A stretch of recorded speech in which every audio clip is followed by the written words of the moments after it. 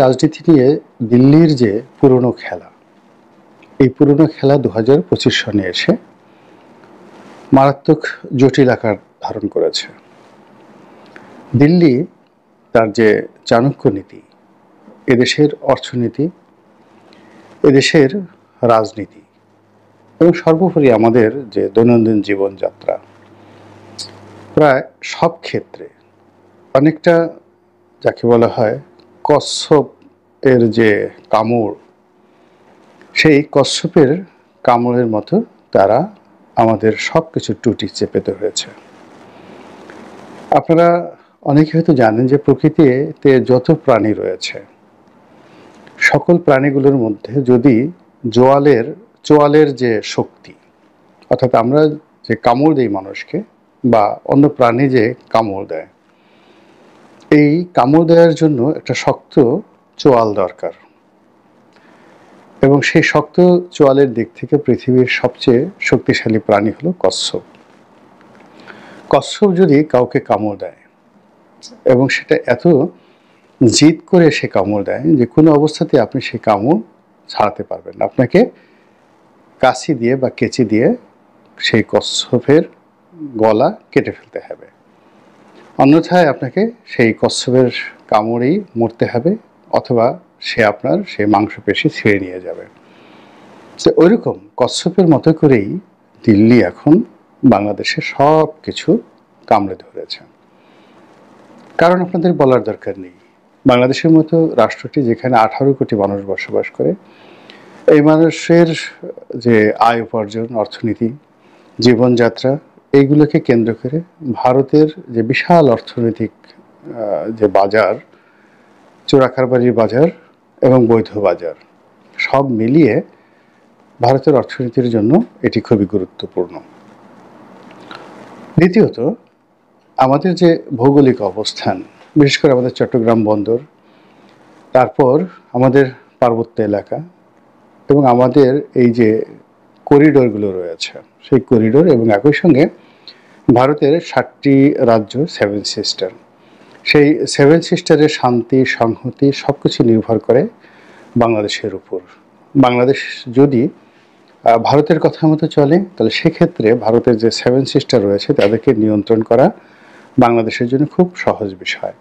কিন্তু ঢাকাতে যদি দিল্লির বিরূপ একটি সরকার থাকে এবং কোনো অবস্থাতেই যদি তারা ভারতের সঙ্গে কোঅপারেশন করতে না চায় এবং ভারত বিরোধী শক্তিগুলোকে মদত দেয়, বিশেষ করে চীনকে মদত দেয়, অথবা এই 7 সিস্টারে যে সকল লোকজন রয়েছে তারা যেভাবে আত্ম অধিকারের জন্য, অনেকে স্বাধীনতার জন্য লড়াই করছে, সেই লড়াইয়ে যদি ঢাকার মোটামুটি একটা সমর্থন থাকে, তাহলে দিল্লির জন্য সেটি একটা অশনির সংকেত। তো এই কারণে পাকিস্তান সৃষ্টির পর থেকেই এই রাষ্ট্রটিকে ভাঙার জন্য দিল্লি চেষ্টা করে আসছিল এবং সেই চেষ্টা 1971 সনে সফল হয়েছে এবং 71 থেকে আজ অবধি তারা ছলে বলে কৌশলে সব সরকারের উপরই তাদের প্রভুত্ব কায়েম করার চেষ্টা করেছে এবং সেই প্রভুত্ব শেখ হাসিনার জামানাতে এসে রীতিমতো আম দুধে বা স্বামী স্ত্রীর যে সম্পর্ক বা পিতা পুত্রীর সম্পর্ক, যাই বলেন না কেন, এরকম একটা সম্পর্কে দাঁড় তারা করিয়ে ফেলেছিল। ভারত মনে করত যে বাংলাদেশ তাদের সেবা দাসী, আর বাংলাদেশের যারা আওয়ামী লীগের নেতৃবৃন্দ তারা মনে করতেন যে ভারত তাদের স্বামী, তাদের বড় ভাই, দাদা ইত্যাদি আরও অনেক কিছু। তো এসব কারণে কি হলো, এই দেশের সরকারের কাছ থেকে ভারতের যা কিছু প্রাপ্য, সেটা ন্যায্য হোক অন্যায্য হোক, ভারত যা চেয়েছে অকাতরে শেখ হাসিনা প্রায় সব কিছুই ভারতকে দিয়ে দিয়েছে। তো এত কিছু দেওয়ার পরেও অসন্তুষ্টির কিছু থাকার কথা নয়, কিন্তু অসন্তুষ্টি ছিল ইগোয়ের স্টিকের কারণে। এর কারণ হলো শেখ হাসিনা মনে করতেন যে তিনি বঙ্গবন্ধু কন্যা, জাতির জনকের কন্যা।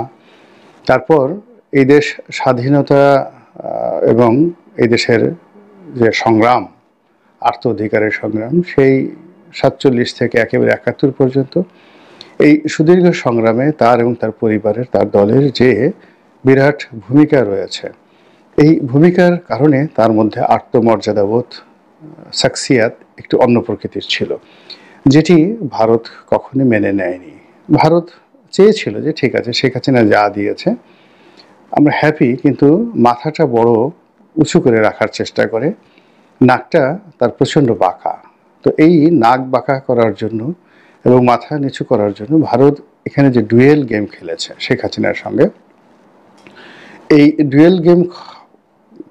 ডুয়েল গেমের কারণে শেখ হাসিনা বিরোধী যারা শক্তি ছিল তাদের যে ক্ষমতা 2024 সনের শেষ দিকে এসে অনেক বেড়ে যায় এবং বহুবিধ কারণের সঙ্গে একটি কোটা বিরোধী অরাজনৈতিক আন্দোলনে শেখ হাসিনার পতন হয় এবং তিনি বাংলাদেশ ছেড়ে দিল্লিতে আশ্রয় নেন।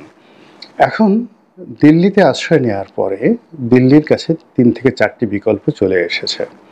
প্রথম বিকল্প হলো যে শেখ হাসিনার মাথাকে অবনমিত করার জন্য যা যা করা দরকার আলটিমেটলি তারা করে ফেলেছে। তার বাঁকা নাককে সোজা করা হয়ে গেছে এবং যদি না হয়ে থাকে তাকে সোজা করতে হবে অথবা তাকে এই যে তার যে রাজনীতির জীবন এটাকে ইতি টানতে হবে। এই গেল এক। 2 নম্বর হলো যে বর্তমান যারা আছে অন্তর্বর্তীকালীন সরকার তাদের মধ্যে দীর্ঘকালীন ক্ষমতায় থাকার একটা লোভ জাগ্রত করা এবং তাদেরকে ভয় দেখানো, ভীতি দেখানো যে তোমরা যে রাজনীতিতে ঢুকেছো এটা সাধারণত একটা ওয়ান ওয়ে ট্রাফিক।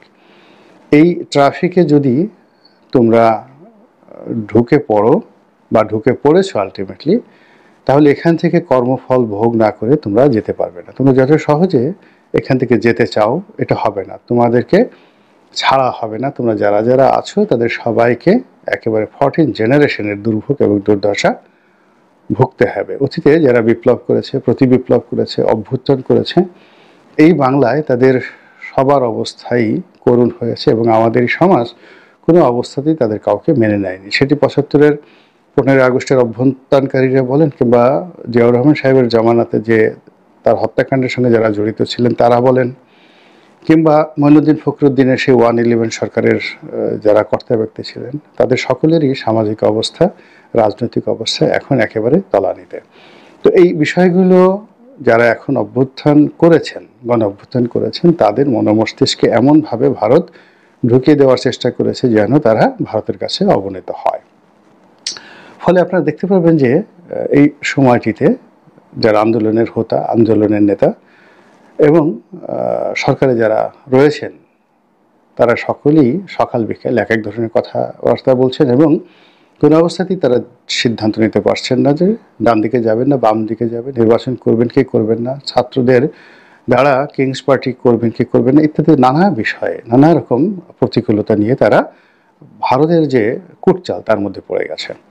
দ্বিতীয়ত, দেশের প্রধান যে দুটো রাজনৈতিক দল এই মুহূর্তে বিএনপি এবং আওয়ামী লীগ, তাদেরকে পৃথক দুটি স্থানে রেখে পৃথক দুটি অ্যাঙ্গেল তৈরি করে এবং এমন অ্যাঙ্গেল তৈরি করছে আপনারা দেখবেন যে আয়নায় প্রতিবিম্ব তৈরি হয় এবং আয়নায় সে প্রতিবিম্বটি যদি একটি প্রতিবিম্বের উপর যদি সূর্যের আলো ফেলা হয় বা আগুন ফেলা হয় সেটার উত্তাপ গিয়ে অন্যদিকে ছড়িয়ে পড়ে। তো এই দুটো রাজনৈতিক দলের মধ্যে বিভিন্নভাবে দূরত্ব সৃষ্টি করা, তাদের মধ্যে পারস্পরিক যে শ্রদ্ধাবোধ এটিকে শেষ করে দেওয়া এবং উভয় দলটিকে ক্ষমতায় নেওয়ার জন্য নানা রকম তাদেরকে প্রলোভন দেওয়া, বুদ্ধি দেওয়া, পরামর্শ দেওয়া, প্রিভিলেজ দেওয়া, এমনকি ক্ষেত্র বিশেষে আরও অনেক কিছু যেগুলো আমার বলাটা ঠিক হবে না, এগুলো তাদেরকে সরবরাহ করে তাদেরকে বোঝানো হয়েছে যে একমাত্র তোমরাই ক্ষমতার হকদার, দাবিদার, আমাদেরকে যদি তোমরা মানো, আমাদের কথা শোনো এবং আমাদেরকে সাহায্য করো তাহলে আমরা তোমাদেরকে ক্ষমতায় বসাবো।